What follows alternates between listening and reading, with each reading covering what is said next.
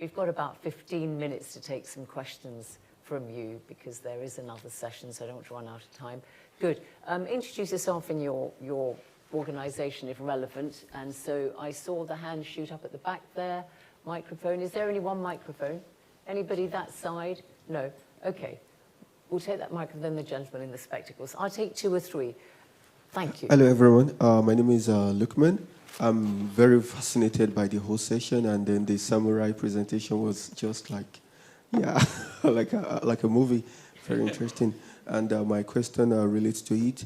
Actually, I'm a Nigerian. I'm a PhD student at the Department of Politics, and you spoke about this interchange between British culture influencing Japanese culture in terms of embracing the modernization and westernization, and also British embracing Japanese ideals, collectivism.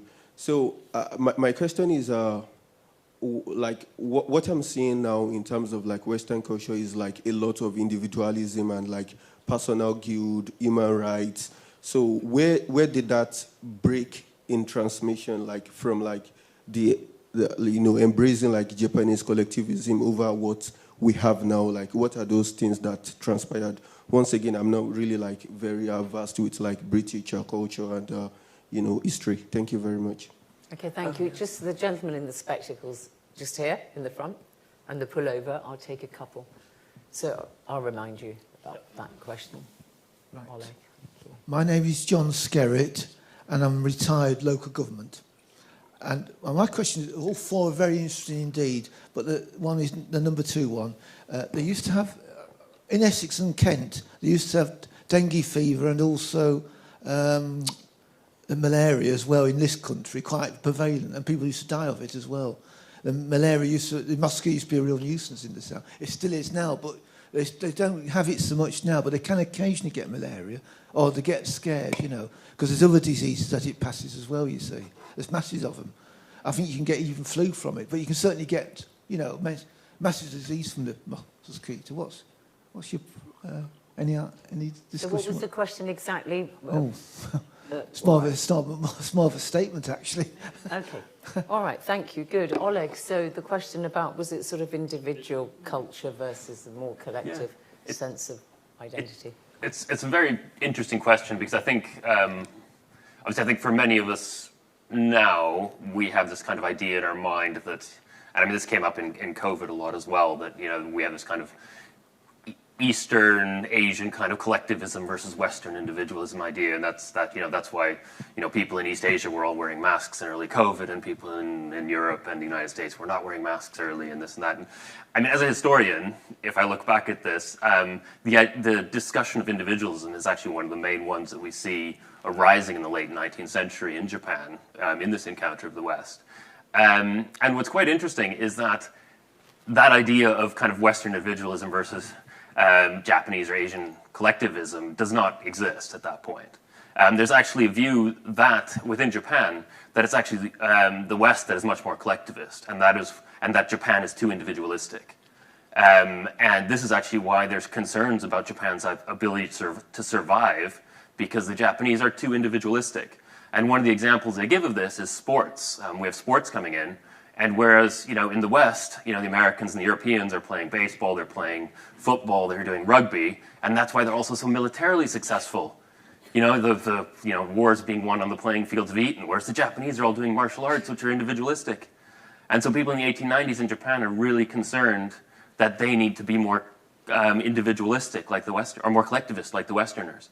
They also don't think that trains will ever work in Japan. The reason that trains work in Europe and America is because people are collectivists and they pay attention to public property.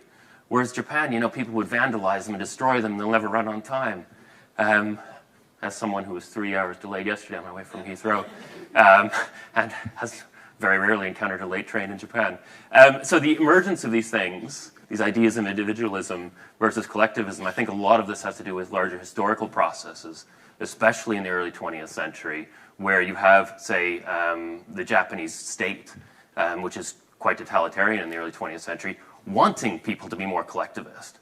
and demonizing individualism. So then you start seeing this emergence, and then in the West, and in many Western countries, not all, you also see things going the other way. So it's very historically contingent, and these things change quite a bit, but it's a very key part of all of these discussions. So thank you for flagging it up. Thank you. And then, Luke, the question about mosquito-borne diseases. So I think this was about mosquito-borne disease in Britain. And you're quite right that in sort of medieval times through to more recently, there was quite a bit of malaria, ague, I think it was called, in Britain. And in Europe more generally, it was only eradicated from Italy in the 1950s, malaria. So you know, although you'd think of it now as a tropical disease, particularly sub-Saharan Africa, that's by no means the history. Why has that changed is quite a complicated question, and it's probably more about social factors. People used to live in close proximity with animals, and the mosquitoes that were biting the animals were also biting the humans. And now with the separation, it's only mosquitoes that very much prefer to bite humans that are more of a risk, and we don't have so many of those. So, but there are still threats. So West Nile is quite a big thing in America and potentially here. It's really a bird disease transmitted by mosquitoes that prefer to bite birds, but then will sometimes be transmitted to humans where humans are a dead end for the virus. So humans don't become infectious, but they can have quite severe symptoms, and horses also, for those of you who know, can be killed by West Nile as well. So there are a range of these things, but you know, at the moment it's more in the tropics. But with climate change, the distribution of these mosquitoes is increasing. As the world warms, some of these mosquitoes, and Aedes albopictus particularly, which can transmit most of the viruses that I talked about, has come into Europe, and it's spreading north through France. It's all through Italy, southern coast of France, moving north from there. And risk maps suggest that it may or may not be able to establish in southern Britain in some years' time, depending on where we go with climate change. Well, it's a little more complicated than temperature, because mosquitoes are very sensitive to water and humidity as well. So just warming isn't necessarily enough to understand their spread. Precipitation and rainfall, which is a sort of more complicated outcome. But yeah, they're moving around, and with them the diseases are moving too. I think you're safe. Good. More questions? Yes, the lady there in the jersey. And then there's a gentleman this side. So if we have this lady here, and the microphone could come to this gentleman. Yeah. Please. Yeah, it's kind of following on from that one really, which is, I wonder if you could tell us about the deep history of malaria, how long it's been around at all, and roughly where. Thank you. And how debilitating. Thank you. And how it's mutating, did you say? How debilitating. Oh, how debilitating. Okay. Yes? Oh, thank you. I'm a retired public health and development specialist. I hope I'm not asking an impossibly broad question here, but we hear so much about misinformation these days, and I wonder if across all of your different perspectives and disciplines, how much of a common theme misinformation has been, what you've picked up about it, and whether there are any big lessons that emerge on how this might best be tackled. And Okay. Apologies if that's too broad. Thank you. I'll keep the misinformation question for Wiktoria and Shazia, but if you could answer the one about the history of malaria and how debilitating, please, Luke. So malaria and all these diseases, it's a really interesting history. So we think of malaria as a human disease, and indeed the malarias that we talk about are human-specific diseases, but there are other malarias. There's an avian malaria that's threatening endangered species in Hawaii, for example. There are rodent malarias and so on. But all of these human-specific diseases, probably none of them in their current form predate the dawn of agriculture.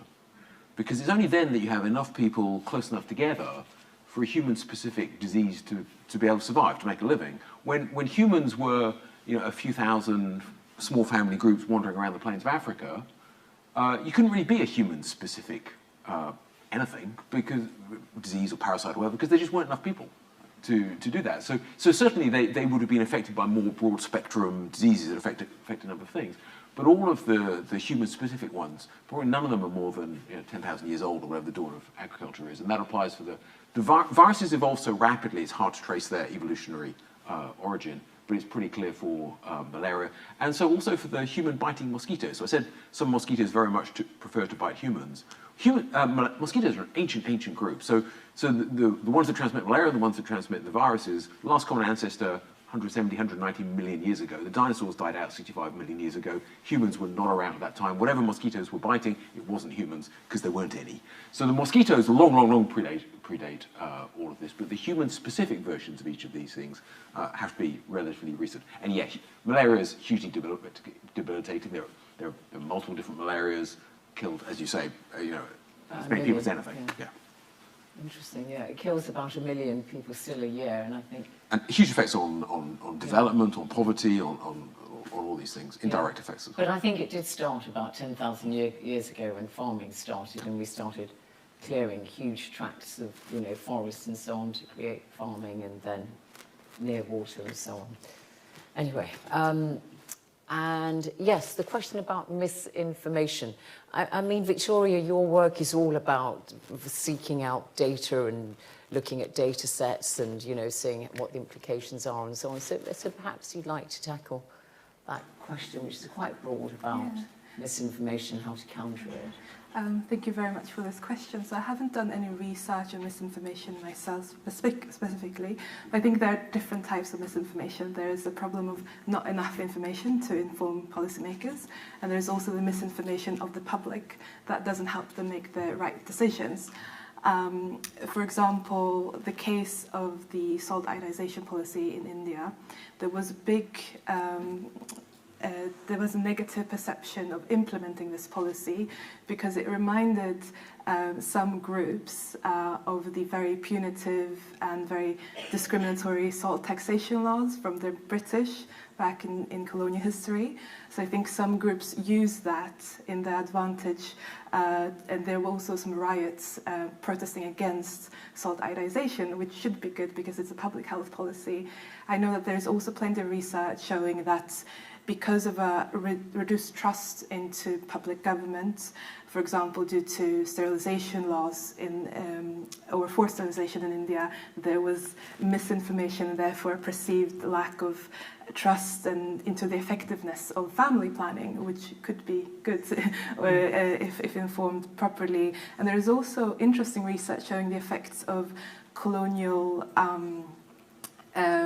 treatment of different people in Africa and the misinterpretation and information about public services. So they're not likely to be able to want to access different public provision and services today because of a few generations down the line they did not have the trust to the provision of services.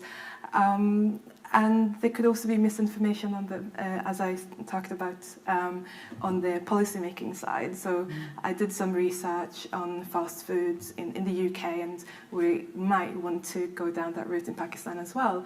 But there is also this perception that we can blame the rising prevalence in obesity due to fast food. But we use some historical data for the UK, and we don't really find a strong link between the access to fast food and obesity. So I think this is also just showing us a misinformation on different sides. Yeah, but also we saw it with the COVID pandemic, didn't we? Public health experts and government scientists and so on were all trying to say one thing, and you saw a lot of misinformation undermining, what you should and shouldn't do. Shazia, do you, within the context of your work and research, to answer that? Yeah, I mean, interestingly, Chaucer himself was embroiled in some misinformation a few years ago, alongside something, dare I say, the kind of culture wars.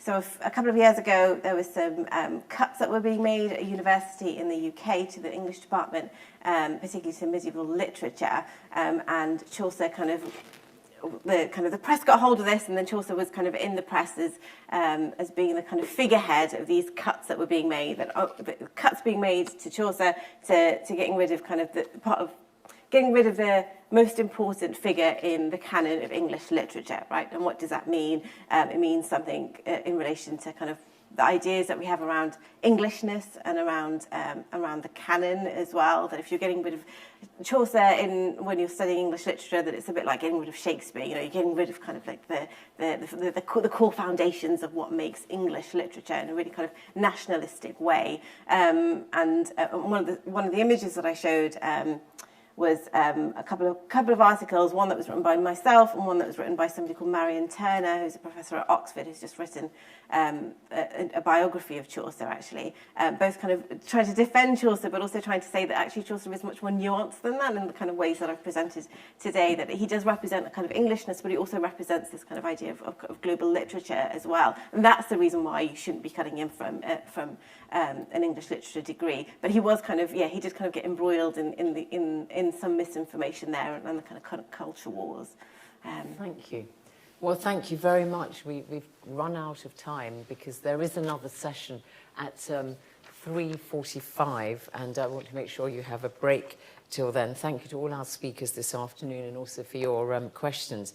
So our next session is the topic is Our Future Lives. That sounds fascinating, so I suggest you try and attend that. And then I want to also highlight the PhD Research Spotlight competition in the room just opposite the exit from this room, which is PZA 012, and it's the final chance for you to view the stands before the announcement of the winner at the end of the closing session, and you also have your own chance to vote for your favourite in the People's Choice Awards, and you can find out the details of how to do this in the exhibition room. And there's tea and coffee outside, and in fact the cafe is open until 5, but please join me in giving a warm round of applause to our speakers this afternoon. Thank you.